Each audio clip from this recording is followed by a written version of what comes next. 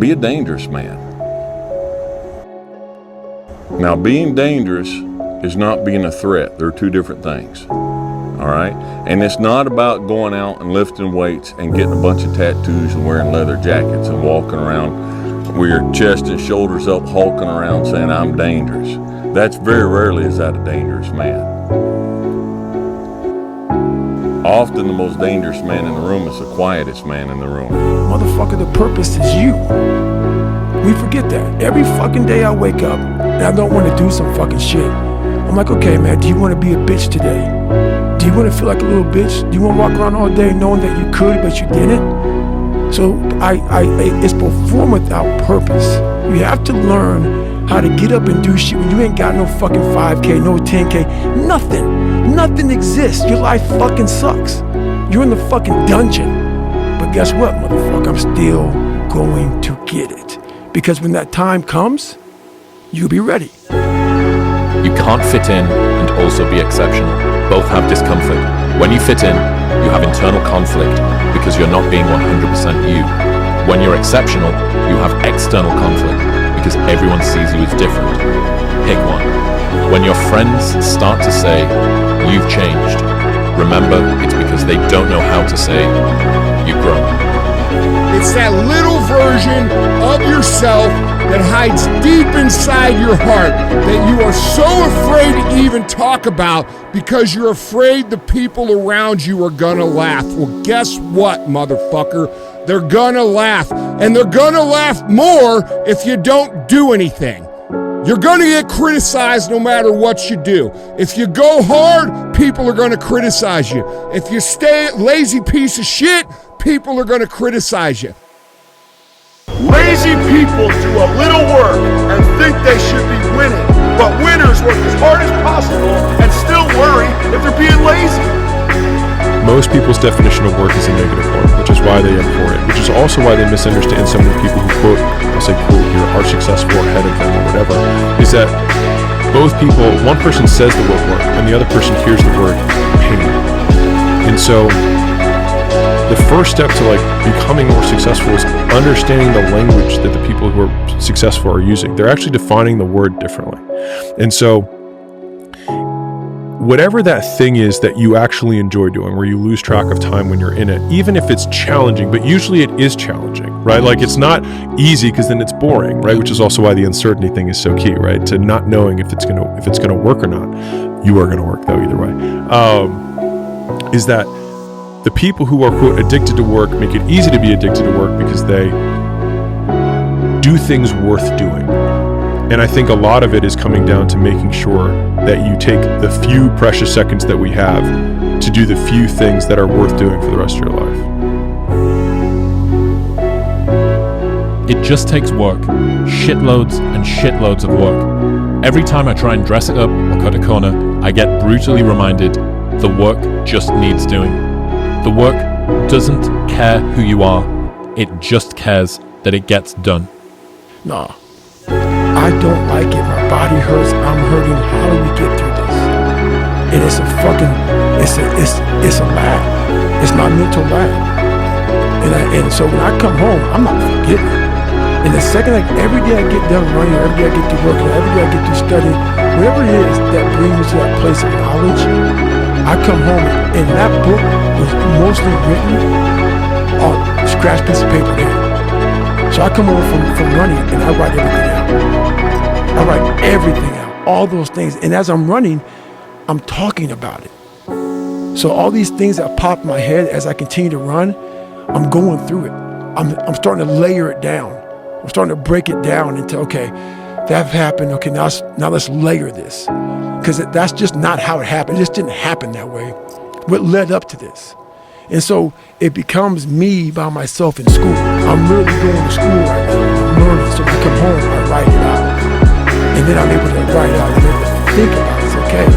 Oh, this is good shit. This will help me later on. And then it becomes what it is now. Be the guy who embraces the ugly, the miserable. Be the guy who embraces hard work, the grind. Don't be afraid of being hurt. Don't be afraid of sacrificing some blood. So your brain needs pressure. It needs constant pressure. And stress and pressure is not a bad thing.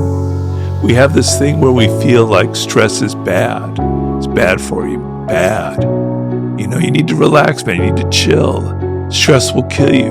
No, being bored will kill you. Not having anything to do will kill you. Is much more dangerous than stress. Yes, you can work too hard. You can work where there's no soul involved. I work like a fiend because I'm writing a book, and it's a very hard process for me. And I'm working far too much, but man, I love it. It's fantastic, right? And it could kill me. The stress could kill me, gave me a stroke. But I'd rather die under the stress than be bored and have nothing to do.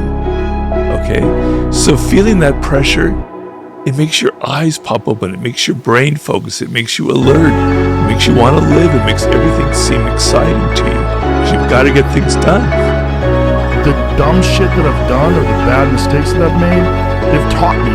You know, you learn. Like, that's why failure is so important. Like, failing and fucking up and making mistakes, very important. That's how you learn. That's how the bad feeling that you get from something that you shouldn't have done or wish you didn't do or wish you did better.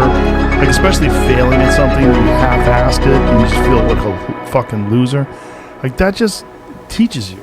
It teaches you to get your shit together. Oh, somebody asked me the other day, what did I learn about myself from the highs and lows of my life? And I said, I learned that I don't let the highs and the lows affect me too much. Because we're gonna have wins, we're gonna have losses. We're gonna have successes, we're gonna have failures. We're gonna have good nights, we're gonna have bad nights.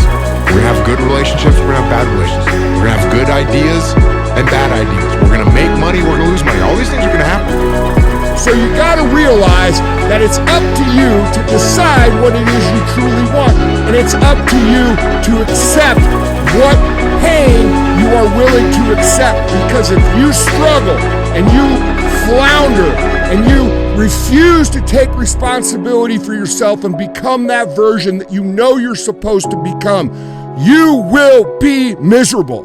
100%. You will have every single regret a human being could ever fucking have in their entire lives. And the flip side is this. You could put in the work. You could put in the time. You could say, I am not going to settle. I am going to become exactly who I'm meant to become, because I know that it's not just going to serve me, it's going to serve my family. It's going to serve my community. It's going to serve my city, my state, and my country. And it's going to create an immeasurable ripple effect of people who know that they can do it too. And guess what? That's going to be hard. But at the end of the day, even if you come up short, even if you don't become exactly what it is you want to become, you will have created so much good in this world that you will not have regrets when you die. You don't have to feel good about it, you just have to keep going. The feeling will pass, but you will remain. You are greater than your feelings. Going to bed late and waking up early to work for a few days won't kill you. You're not going to burn out, you're doing what it takes. If you're one of those people that push work-life balance, just remember, the people who like working a lot don't care. I've never regretted trying harder at anything ever. Hard times last long, but an epic story feels like a lifetime. This is kind of part of being a man. It's like, you kind of got to fuck it all up a little bit. I think so. I think part of learning is dying. I think part of learning is you got to die a little bit. Because what is learning? Learning is me giving up on my old shit, my old ideas. Those ideas have to die for me to be open to some new shit. And so me learning how to be a better man, I had to die a little bit. You're a man. You are a man. Stand up and be a man. Make the hard decisions. Make the sacrifices. Make the unpopular decisions. And become comfortable in your own skin. And if you are not a person that you are comfortable being alone with, that is the one person in this universe that you have full power, full right, and full responsibility to change. Why does discipline equal freedom? So if you lack the discipline to exercise and eat healthy, you will end up being a slave to disease. If you lack the discipline to work hard, save your money, you will end up a slave to finances. If you lack the discipline to manage your time correctly, you will end up with no free time. If you have self-discipline, if you have the discipline to save your money and work hard and invest your money properly, if you have the discipline to manage your time correctly and not waste a bunch of time, if you have the discipline to exercise and eat healthy, you will end up with freedom. And I know it's counterintuitive, it's contrarian, but I've seen this over and over and over again. If you want freedom in your life, you have to have discipline. Start now. Because if you're a kid right now and you're eating Doritos off your belly, I know they taste good and there's some immediate gratification, and I get that. But I'm gonna tell you, it starts right now. Throw that bag of Doritos away. Get rid of it. Go do some push-ups. Go spend $12 at the hardware store and hang up a pull-up bar in your room and start doing pull-ups. And if you can't do one pull-up, hang on that bar, and you're gonna start to get a little bit stronger. You're gonna start to get a little bit healthier. You're gonna start to get more focused. You're gonna start to become more resilient. And you're gonna start to be able to do a pull-up, and you're gonna start to eat healthy all the time. And you're gonna start to understand the world better. And you're gonna start to progress in every aspect of your life. And you'll see that if you have that kind of discipline right now, you're gonna end up with freedom. And if you don't have that kind of discipline, and you keep eating those Doritos, and you don't work hard, and you don't exercise, and you don't apply yourself, you're gonna end up shackled. You're gonna end up shackled by a boss that you don't like, doing a job that you don't like to do, sicknesses and diseases that you don't want, relying on people that you can't even count on, alone. Until you say, yeah, I'm gonna take action. Nothing changes if nothing changes, man. And I'm not preaching at you. I just want to remind you, because I've spent a lot of time in my life sitting around wanting things to change.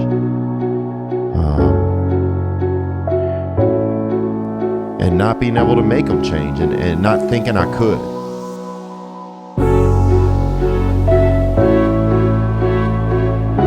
And I wish somebody had told me that earlier sometimes. That in order for something to change, there needs to be change. Don't follow what most people do, because you don't want the results that most people get. The average person is obese, likely to be divorced, and has less than 1K in the bank. It feels safe to do what everyone else is doing, but it's actually a terrible decision. Like, I've never regretted working harder, ever, not once. And some people are like, on your deathbed, you're like, no, because I lived every moment of my day doing what I wanted to do. And I got bad news for you. There's nobody coming. There's nobody coming to save you.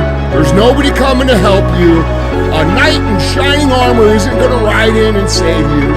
You are the only one that's going to be able to save you. And all this time, you point your finger and you say, I can't do that because I was born here. Or I can't do that because I have this issue. Or I can't do that because they made fun of me. And you know what's going to happen? Nothing. You're going to get more of the same. You're going to get laughed at more. You're going to be ashamed more. You're going to be frustrated more. And you're going to really regret at the end of your life that you put off taking responsibility for yourself and building yourself into what could be. And when we look around at the world and we look at all the problems and we look at all the chaos, we have to take responsibility for ourselves for creating it. You're not living the best life that you want to live. You're not the person you want to be. You're not the person the 8-year-old you wanted to be. And I bet you're not even taking steps to become that person, are you? And that's what's wrong with the world. That's what's wrong with this country. We have a bunch of people that want to point fingers and defer responsibility off to anything and everything except the one thing that can change their entire lives. And that's looking in the fucking mirror and saying, fuck you, man. You did this to me. You made me this way, and I'm gonna fix it. And I'm gonna fix it by controlling all the things I can control. I'm gonna control what I eat. I'm gonna control what I drink. I'm gonna control how I move. I'm gonna control the information I put in my brain. I'm gonna control how I treat people and who I surround myself with.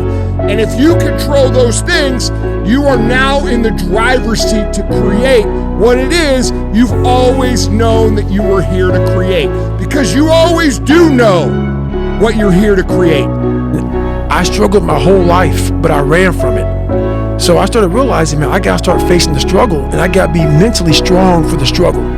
So that's why I started coming up with like, I'm training for life. Mentally, I'm training for life. I'm not training for like, to lift 400 pounds. And I found out on my own pretty much, is that through discipline, through self-discipline, through repetition, through tons of repetition of the same thing that you don't want to do, that's the key thing. Through repetition of things you don't want to do, you develop mental, like an armor for your mind. You start to armor your mind, because your mind's like, okay, we suffer every day. That's what we do. We do stuff that sucks every day. So then when suck stuff comes, you're ready for it. And that's how I started coming up. You know, I just started being very uncomfortable. Now it's like just a way of life.